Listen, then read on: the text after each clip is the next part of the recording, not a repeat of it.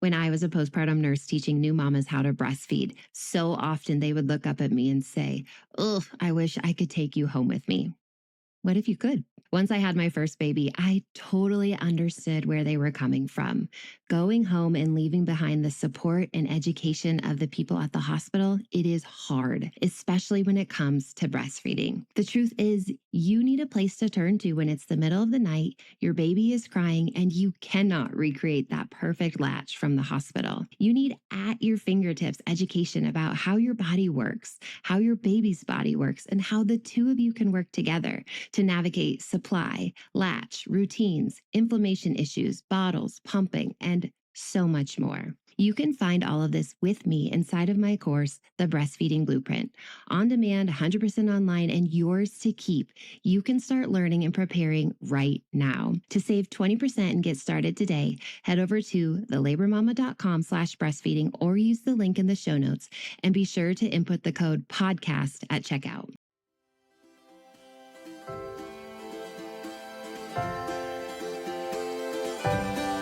Motherhood is all-consuming. Having babies, nursing, feeling the fear of loving someone that much. And there's this baby on your chest, and boom, your entire life has changed. It's a privilege of being your child's safest space and watching your heart walk around outside of your body. The truth is, I can be having the best time being a mum 1 minute, and then the next I'm questioning all my life choices. I'm Lo Mansfield, your host of the Lo and Behold podcast. Mama of 4 littles, former labor and postpartum RN, CLC, and your new best friend in the messy middle space of all the choices you are making in pregnancy, birth, and motherhood.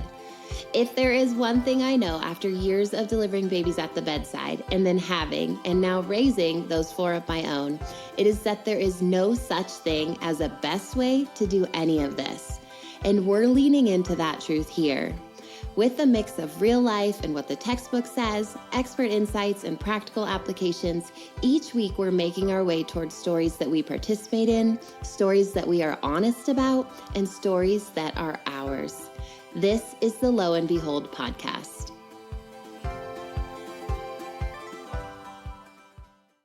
We are going to talk about something today that I have not personally experienced with my 4 babies, but that my students, my clients, some of my friends have. And that when they do, when they have, I know that it can be a lot, both literally and figuratively. I have brought Bethany on from the Oversupply Mama. She is a CLC with a focus on exclusive pumping, oversupply, and neurodivergent lactation.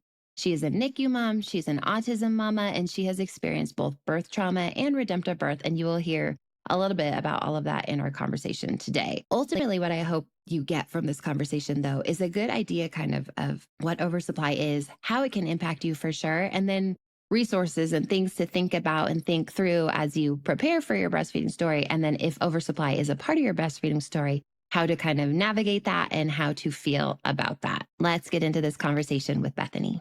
Bethany, thank you so much for being here with me today. I'm super excited to get into this topic. Know that it's going to be really valuable for a lot of people. Why don't you go ahead and introduce yourself? Tell us more about yourself. I kind of already gave your little official bio, but I'd love to hear what you have to say about yourself, your family, and what you do too. Yeah, I'm Bethany. I am the Oversupply Mama. You might find that on like all of my platforms. But I talk specifically about oversupply. I'm a CLC, so lactation professional. And I kind of have a background in exclusive pumping. With my first son, he had a really rough start. So we were in the NICU. I ended up having an oversupply because I could only pump for him. And so with that, it kind of evolved into like, okay, no one's really talking about how to do this, how to do it well, how to pump well and with an oversupply. And it's kind of just grown from there. So my first son, Brevin, had a really tough start to birth. We were in the NICU. And then I just recently had my second son, Corin, and his birth was so redemptive. And it is just wild to me where we now have a nursing experience. And I never thought that I would get that. And just navigating this kind of dichotomy of like both and I can be exclusive pumping and nursing, like that sort of thing. So that's really special to have not only that be part of my story, but also being able to help parents in oversupply, in pumping, in nursing, not, I mean, I don't feel as comfortable with that, but it's so cool being able to talk to parents about that. So that's kind of my vibe and Yeah. what I'm about. It's perfect. Thanks. I love actually the like both and idea in all of this too, because when I'm teaching or sharing with moms, I've always been someone who nurses more but wants to pump too for the freedom or the babysitter or whatever. And so I think that that education of, hey, you can do both, and you can like nurse your baby to sleep once, and then you can give them a bottle once, and then you can pump Yes, like this is okay. I think it's easy to kind of think we're going to mess something up if we introduce something, or if like the goal is exclusively breastfeeding, which does include exclusively bottle feeding pumped milk as yes, well. I think it's this yeah, idea that like I don't want to screw up maybe the nursing part, like nursing at the breast part, but you really yeah, can do all of this together and hit those goals if the exclusive part is really a goal too. So I love when yeah. people are saying, no, no, no, we can do both. We can do it in a healthy way. Like your baby can go back and forth. Like there's And I think, absolutely that relationship that can, yeah, that can be yeah. available to you. And I think part of the conversation with that is what we find and what the research shows us is that when pumping correctly and when it is done in a way where you know what you're doing, it Hmm. can help extend the time period that you are in your breastfeeding journey. So it can Hmm. extend the duration of that, which Hmm. I think is a lot of parents' goal is to make it to 6 months, to make it to a year, to, Hmm. do all of these really hard but beautiful things. And when done correctly, pumping can help get us there. And I think Hmm. that is left out of the conversation a lot of the time, where it's almost demonized, where it's, don't pump for the first 6 weeks, and Right. yes, depending on your goals and what this looks like, we can do both and we can incorporate that well into our journey, no matter what that looks like for you. And I think there's so many rules about, like, yes, there are really Yeah. specific and important things, but I think the beauty comes from adapting it well and figuring out what works well for your family and saying, yes, I'm going to do this, or, Yeah. I'm going to wait on that. I'm going to wait and see if that fits well for my family or no. And so I think that's Yeah. really cool when we can kind of shift and have this really beautiful ebb and flow instead of being so strict about this. Yeah. You kept talking about like, if it's done, I'm going to say, well, like you said, or if Mhm. you know how to, speaking to pumping, incorporating that in Yeah. healthy ways or whatever, how it can actually extend the breastfeeding Mhm. story. And I was just thinking about that, even with my own kids.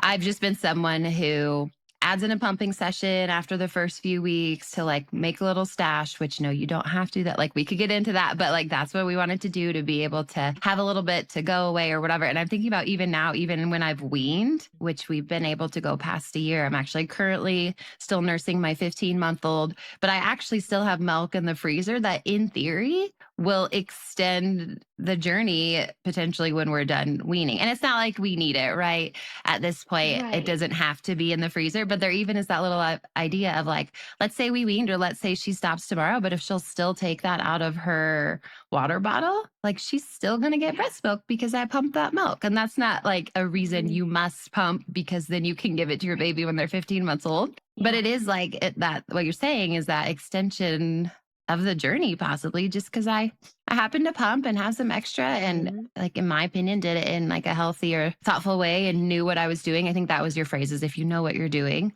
And so I didn't Yeah. interrupt or mess with the supply or our relationship, but I do have this milk that will continue to serve her, unless she Yeah. starts refusing it or something.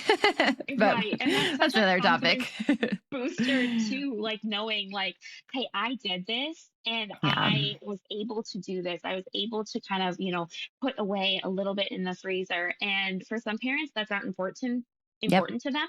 And Yeah. that's totally fine. But Mm. for some parents, like they one need to pump. We have to talk about the necessity of pumping too. For a lot of parents going back to work and they Yeah. financially have to work. And we have to be able to talk about that and have that be constructive and how to do it in a way that is going to support your body.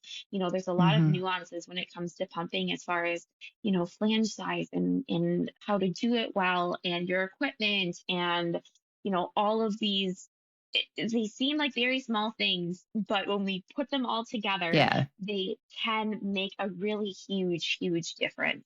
So Yeah. it's been something that has brought a confidence in me, and I really hope that that is the case for a lot of other parents too. But it's brought forth this sense of self where it's like I've Hmm. done this. And I think that breastfeeding itself, I use breastfeeding as like an umbrella term, whether it be Yeah. you're feeding Right. breast milk via G tube, you're nursing, you're pumping, all of that is breastfeeding. And it's so powerful, and I don't think a lot of folks realize how powerful it is until you're actually in it, you're actually doing it, you know the work that goes into it, and you've done it yourself. And I think Hmm. that is so cool. Yeah.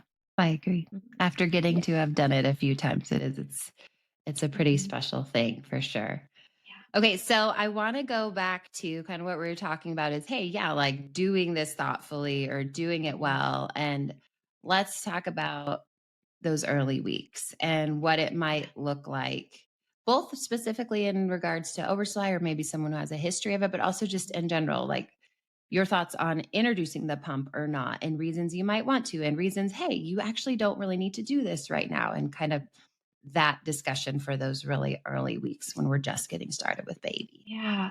Yeah. One thing to just be aware of too is that in the first few months of breastfeeding, of nursing, however you decide to feed, our body is producing a lot more milk. So we find that's really common for the first few months is to have a whether you call it oversupply or you have a surplus.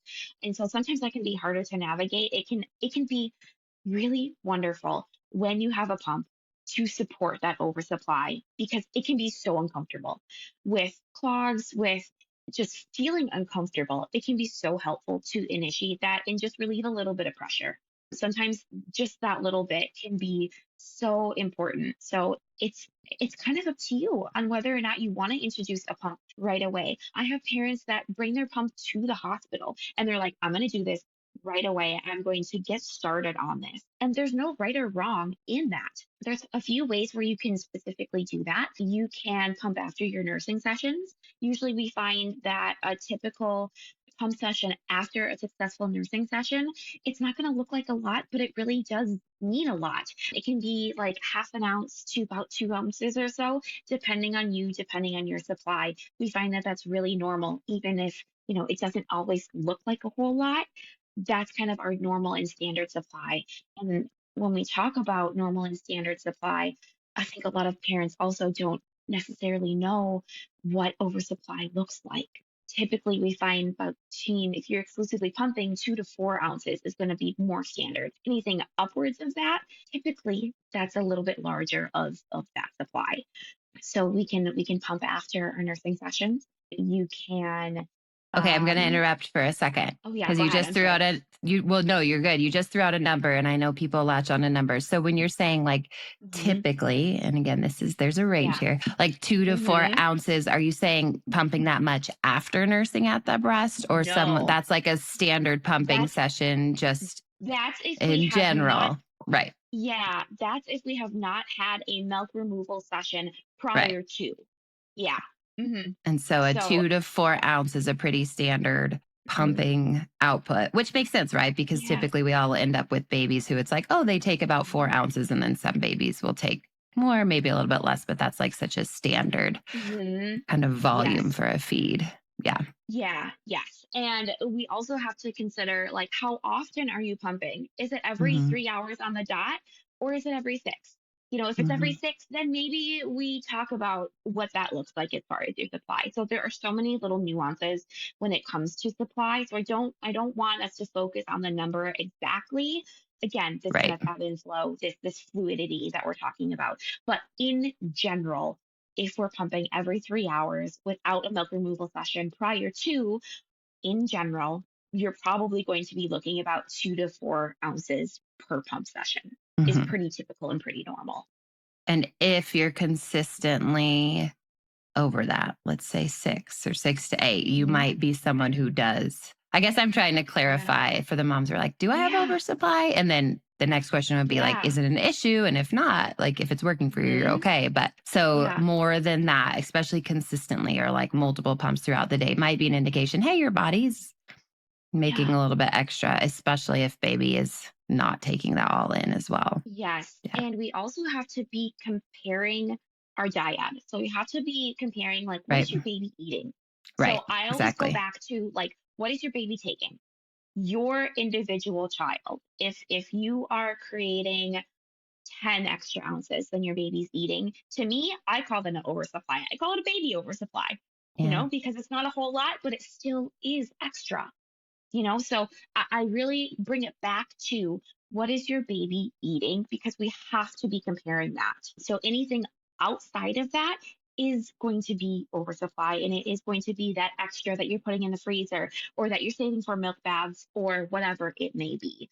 um Hmm. because we also can't compare, like, volume to volume.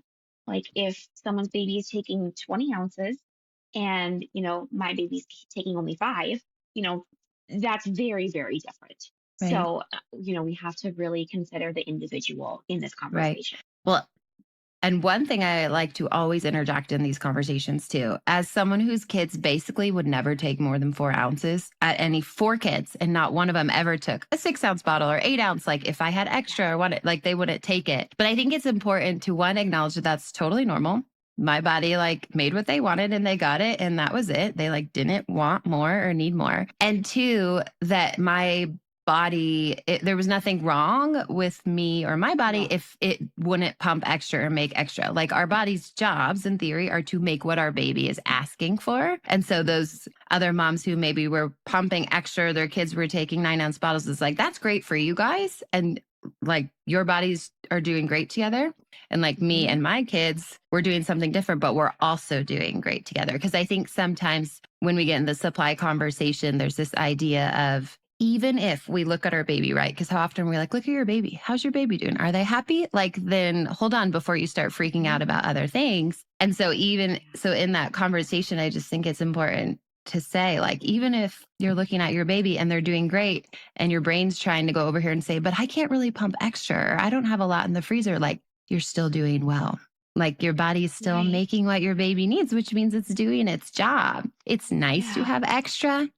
Maybe you want a little bit of freezer stash, but not to necessarily sit here and think like, oh, this is a failure, or I'm super frustrated, when you are either pumping, nursing, or doing both of those enough and your baby's Mhm. getting what they need in that 24-hour cycle. Like their body's doing a good job, even if another Yes. body does a different thing with their diet. Yeah, and a few things with that is, we have to remember that these larger bottle, that we might see on social media or things like that, kids who are exclusively breastfed, we find that the volume stays really consistent. And that's because your body is quite literally creating and changing the Right. composition of that breast milk. So you might find that your baby won't take more than 4 or 5 ounces through the entire journey.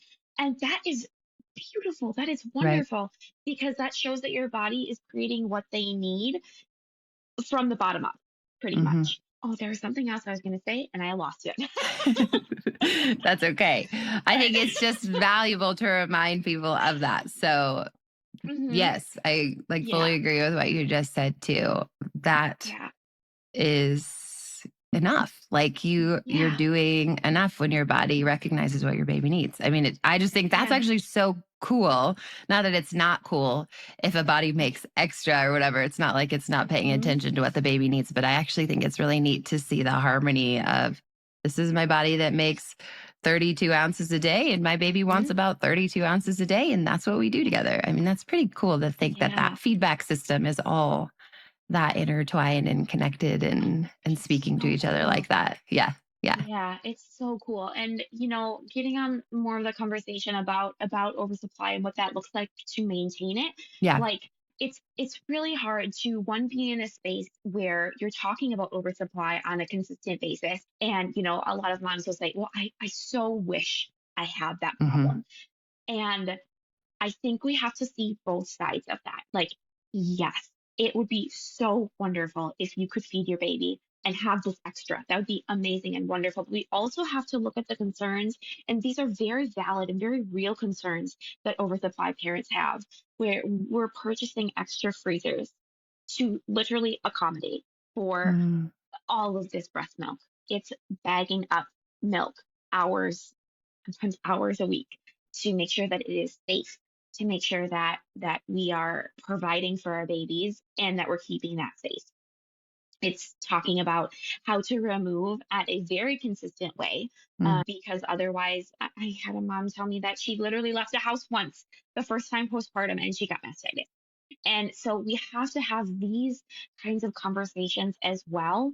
And, you know, sometimes when I'm in social media, in my Instagram, and I'm talking about oversupply, and it's almost like this, well, this is such a minimal problem because you can feed your baby a full supply. And it's almost giving to me, it's almost like, well, you're skinny, you don't have to have that problem, or you're large and you don't Yeah. have to have that problem. And I hate that. I Yeah. hate that because no matter where you are, no matter what kind of journey, what kind of milk supply you have, we all have our very individual concerns and things that need to be addressed. And as a lactation counselor, like I want to make sure that you're seen and you're heard. And I don't think that anyone's concerns should be minimized, regardless of your milk supply, regardless of what is going on. Right. And I think that's one of the hardest things as an educator to talk about Mm. is it seems so minimal, but really it is the same kind of stress, different stress. That's for sure. It's very different, but it's still stress on a parent. Yeah, I know the mastitis moms that I've talked to and worked with are students who are saying, oh my gosh, I have oversupply. So I'm already like, how am I going to do this with the next baby? Just they've had it multiple times where they know it's going to happen again type thing. And I do think that it is a burden maybe that someone like myself doesn't fully understand because it's not like should you have oversupply, you can just turn it off, first of all. And second of all, like you have to manage it throughout, or you could end up, like you said, with some pretty significant inflammation issues, mastitis, recurrent mastitis. So I think that maybe the general public or those who don't have oversupply could think it's easy to just turn off, like, oh, if you don't want that issue, can't you just Yeah, back stop it down pumping. type thing? And for a lot of people who have oversupply, Mhm. it doesn't work like that. If you want to give your baby breast milk, that means you're going to deal with oversupply the entire time, which means pumping, like you Yeah. said, cleaning, a time commitment, like a really good diligence about this kind of inflammation awareness. Like I could leave my kids and know like, oh shoot, I'm a couple hours late. Like I'm probably going to be okay. Like I've always had that privilege, I guess I would call it, Yeah.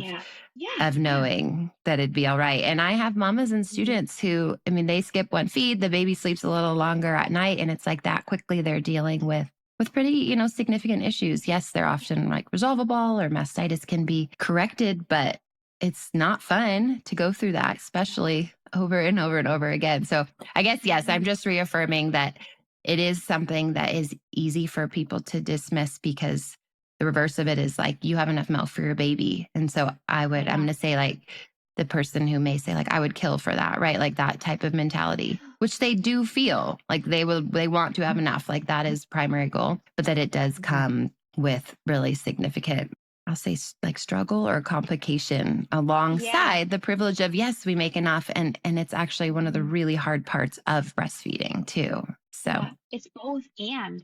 totally, It's again, both, you have this really beautiful journey where it's like, yes, I this is the part that I don't have to stress about is mm, having the volume. But also on the other hand, that volume is the stress.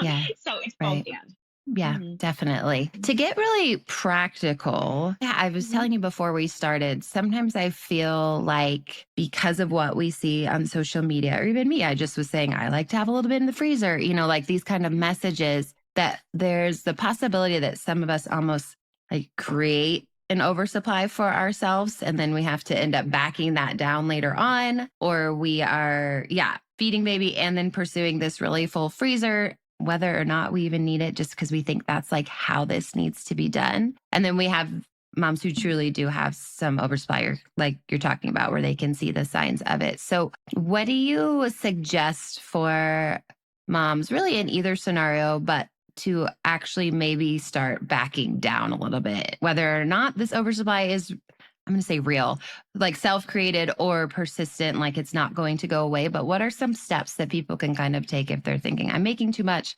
I need to peel back a little bit, really, regardless of who you are? Where do they start with that process? Yeah. And I'm going to just preface this right away. If this is something of Yeah. a concern for you, like I have a course that I'm like, it's actively being released right now. So I call it the No More Mastitis Weaning Course, and it's Hmm. specifically created for oversuppliers and exclusive pumpers. So I'm going to talk specifically about pumping because that is where my expertise lies. But a lot of that is to Yeah. go slow, very, very Hmm. slow, even slower than, we hear about. I hear parents say like, oh, I dropped a pump in a week.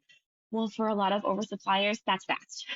Yeah. That's a lot of milk to try and cut back on. And so Hmm. that can be hard for their body. But my suggestion to you is to go slower and to cut out a few minutes every every couple days Hmm. on a single pump session. On And a we talk single more about this session. in Yeah. on a single session.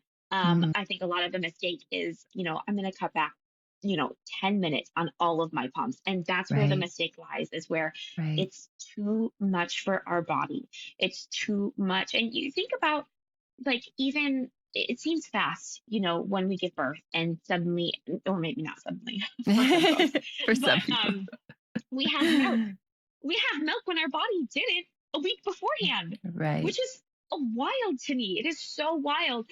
But then thinking about going the opposite, we have to be gentle with our body, and we have to give it the gentleness of how we started. And so I think there's this like now mentality where, we want to increase our milk supply and it needs to be now, or I want to decrease and it needs to be now. But in reality, our body is not a robot.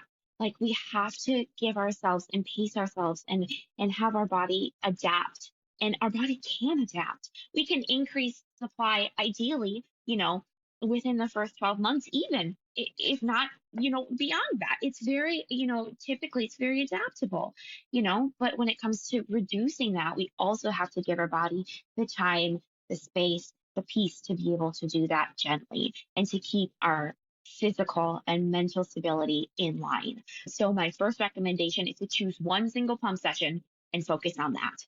For a lot of parents, that can be your middle of the night session. That's typically where we start because Yeah. sleep is amazing, and that's Who where we wants want to to do that start. one? Yeah. Yeah. Yeah. hmm Yeah, another good place to start might be your dinner time pump. I don't know about your house, but my house is absolute Yeah. chaos.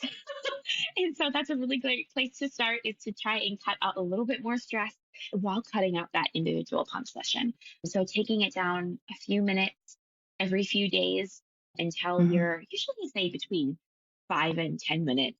If your pump is any more than that, probably take it down a little bit more. But if your pump session is between 5 and 10 minutes long, you can probably cut that out completely. Hmm. And then, we talk about if you need to kind of help your body in that transition, you might hand express, or you might use your manual pump and just pump and for comfort, not a full session, but just relieve a little bit of that discomfort.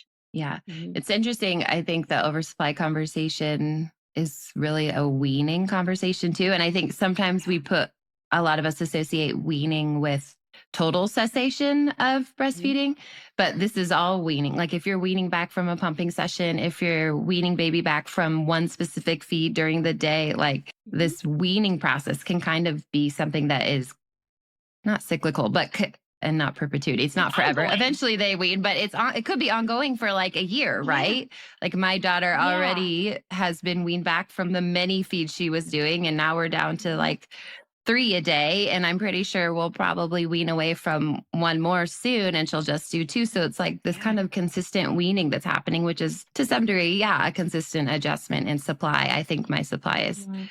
not Mhm. super up and down at this point, her age, but certainly, yeah, it's still these little bouts of weaning, which I think Yeah. I'm bringing up because I do think it's valuable when we think about supply, because we need to remember that it can bring along like emotions as our supply does Oh change a little God. bit, that there's just more to it than just like lopping off 5 minutes of the time that you're nursing but pumping like we're talking about, that it is Yeah. a process The that emotional is part side. of this big process. Yeah.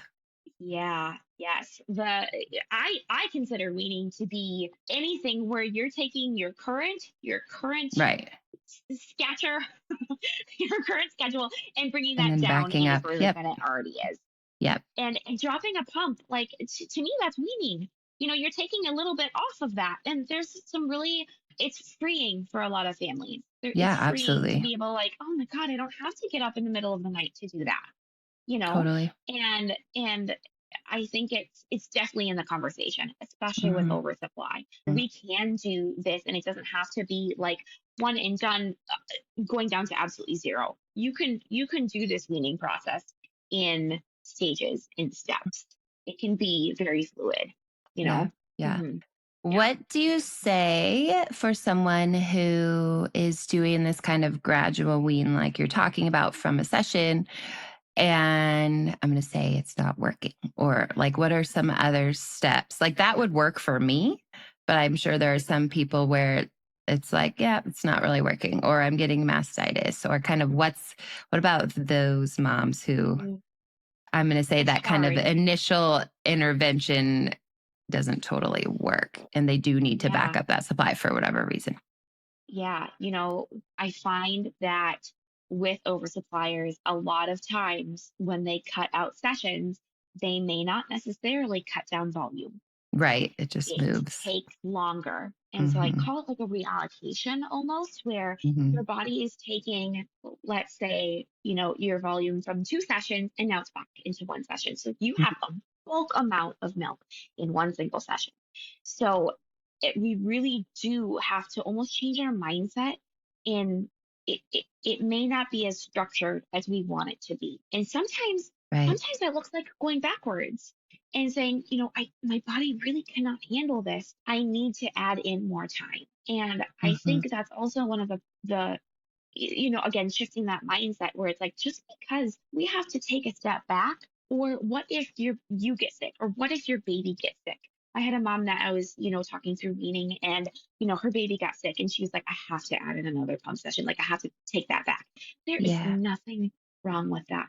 We have to talk about like your individual situation. If your baby gets sick and you want to feed breast milk, oh my God, let's do that. Let's go ahead and do that. Hmm. If you're on the verge of like, I cannot physically handle another clog, I need to be using my pump more often. Oh my God, please go ahead and do that. My job is not to have you stay on this plan, although a plan is really nice to have. It's Hmm. amazing, and it can be really freeing, and it can be supportive for a lot of families. But sometimes, we have to be adaptable. And Yeah. I love that back and forth where we add in more time if you need it. If it's not working, if you're trying to cut these minutes down and cut your pump sessions down, and you're like, gosh, I'm really struggling. I'm really having a hard time with this, because this is the reality for a lot of families and a lot of parents. It's okay to ask for help. It's okay to reach out to a lactation professional and say, hey, I'm really struggling with this. Can we do the support together? Can we have Hmm. something together? Along with dropping pump like minutes, we also talk about extending time period in between our pumps. So Right. instead of being every 3 hours, we're now going to do every 3 hours and 15 minutes. Hmm. And then we're going to move it up and up and up. So it's, Hmm. again, this gradual, very slow process. I always say Hmm. slower is better than fast, Yeah. because we can really run into some tough, tough things when we go too fast.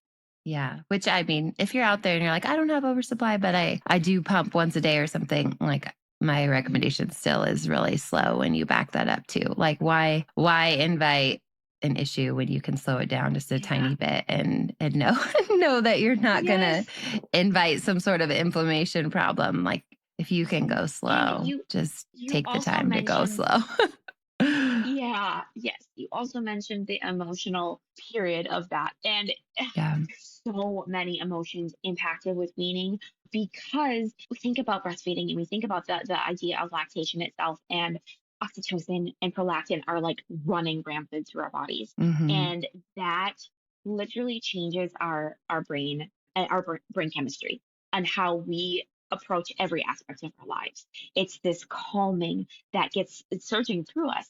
And then when we stop that and when we take it down, your body is almost like withdrawing in a sense, and Hmm. it's changing. And so a lot of parents will be like, I thought I was ready for this, but I am a Yeah. mess. I Yeah. am emotional. I'm angry at my partner, and that's very unfortunately normal, and it's okay. Like there's a lot of emotional impact when it comes to weaning that where you're like, oh my God, I'm saying goodbye to part of myself. If you Yeah. have been breastfeeding for a longer period of time for this extended breastfeeding, it's almost a sense of like, to me, my milk is part of myself, even when it's outside of my body. Hmm.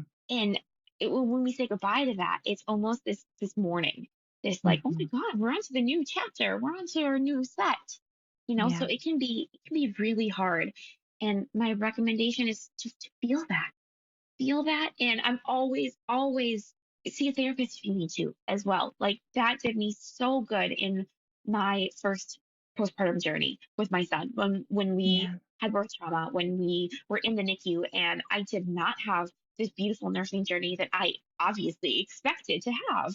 And I Hmm. was thrown into exclusive pumping. I had to figure it out, bootstraps by myself, Hmm.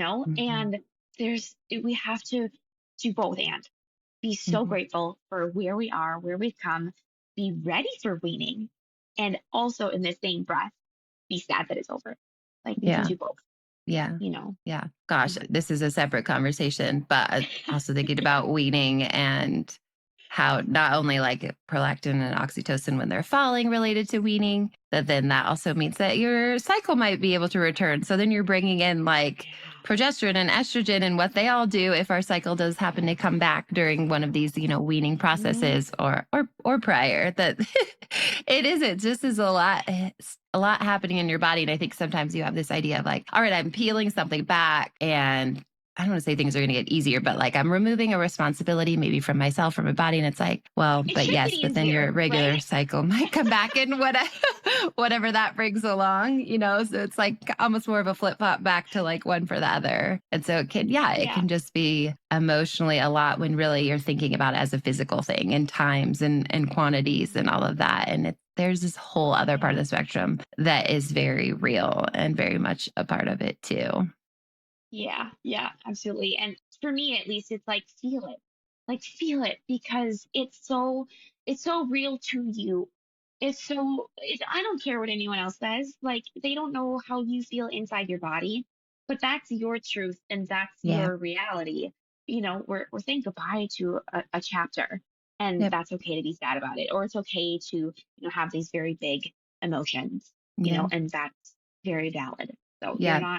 you're not crazy, even though if you No. feel like you're like, oh my God, what is going on? Well, it's funny because the reverse, I'm also thinking of the people who are listening. They're like, are you kidding me? I was so happy to be done. I was clicking my heels and burning my pump. Yep. And like, that's good too. Like, it really does hit us Yep. all in really different ways. And I think it's, you keep saying like, you can feel both, but like, you can have both. Maybe you just have one or the other. That's okay too. Like, there's a Yes. lot inside of this story.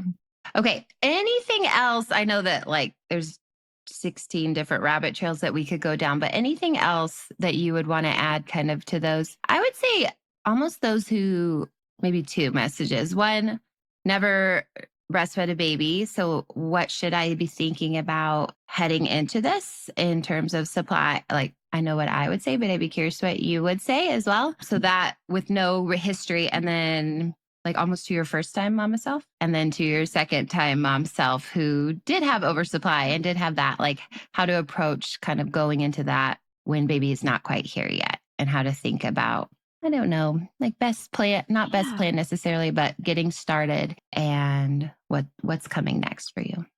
Yeah. Well, if I'm looking at my first journey, Hmm. I would say make sure you're using a pump that is going to be supportive. I started off with a pump that Hmm. was, for all intents and purposes, absolute garbage. And so being able to have your Hmm. tools at your disposal if and when you need them. And so being Hmm. able to have that adequate equipment is really important. We see all these really sexy and really beautiful pumps online, but Yeah. where is their place in our journey? Is it going to be supportive of our entire supply, or is it the purpose of being convenient? So that's my first step is make sure you know your equipment. That's that's one of the biggest things that I find is that we may not know our equipment right Hmm. away. And then if I was going into this, my second journey is there is so much freedom in being able to create the schedule that you want to do Hmm. and being able to go outside of the house and know how to use your pumping and being comfortable with that and not caring what other people think that you're Hmm. pumping, whether it be with traditional flanges or your wearables, but being able to live your life while being outside and doing the life stuff. You can do that outside of your home. You can pump. It's Hmm. protected. It's the same way how it's protected with nursing in all 50 states here in the US, where you are allowed to do that Yeah. within whatever feels good to you. Yeah. Perfect.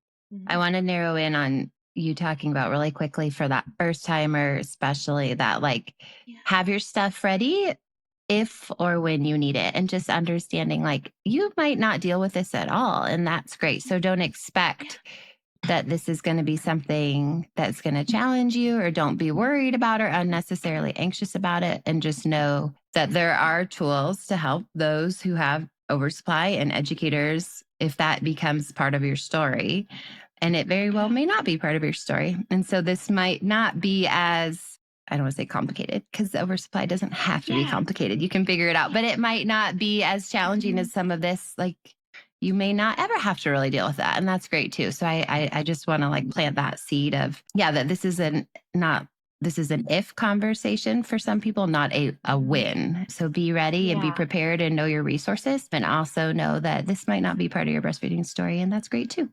Yeah. It's hard to know until you're creating milk and you're Yeah. in it, Yeah. you know? Yeah. And it's oversupply, it does not have to be a bad thing, just like you said. Right. It can Right. you can keep your oversupply and be Yep.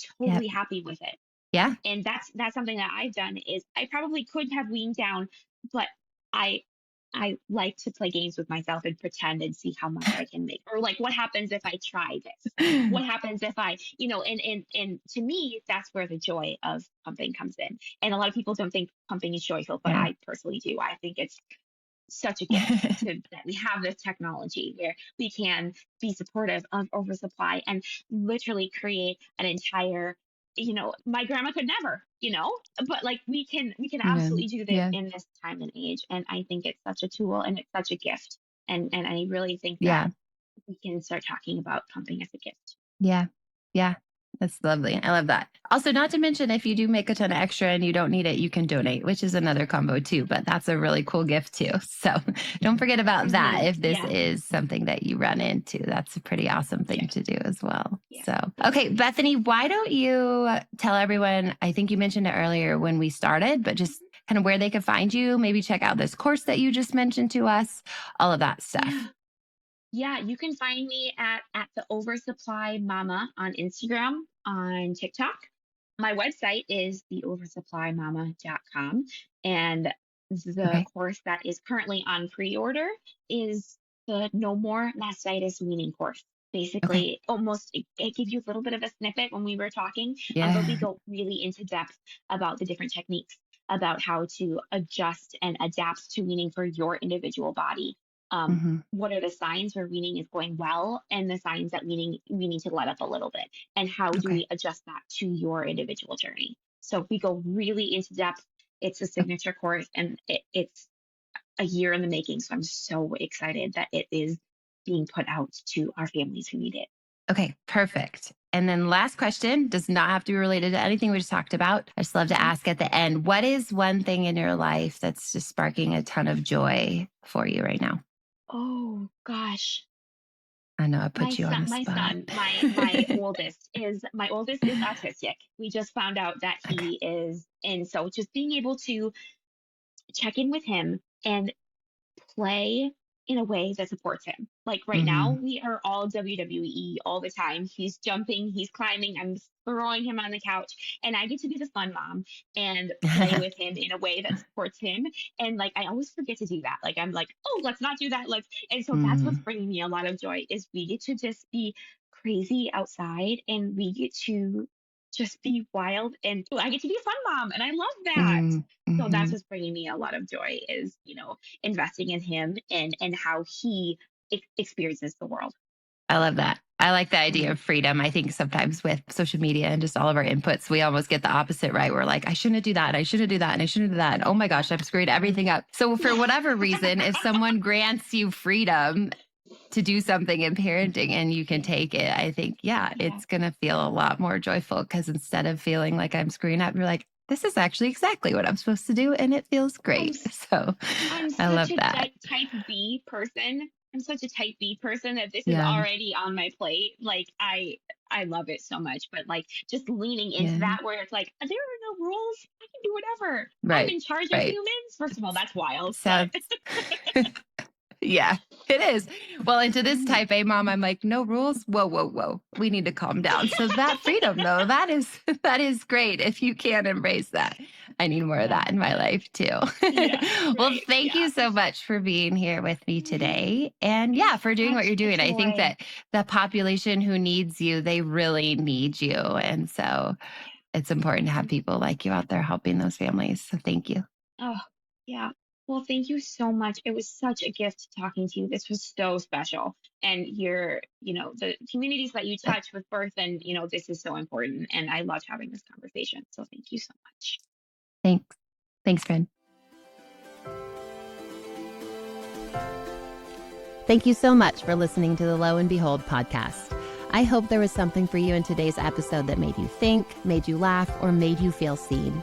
For show notes and links to the resources, freebies, or discount codes mentioned in this episode, please head over to loandbeholdpodcast.com. If you aren't following along yet, make sure to tap subscribe or follow in your podcast app so we can keep hanging out together. And if you haven't heard it yet today, you're doing a really good job.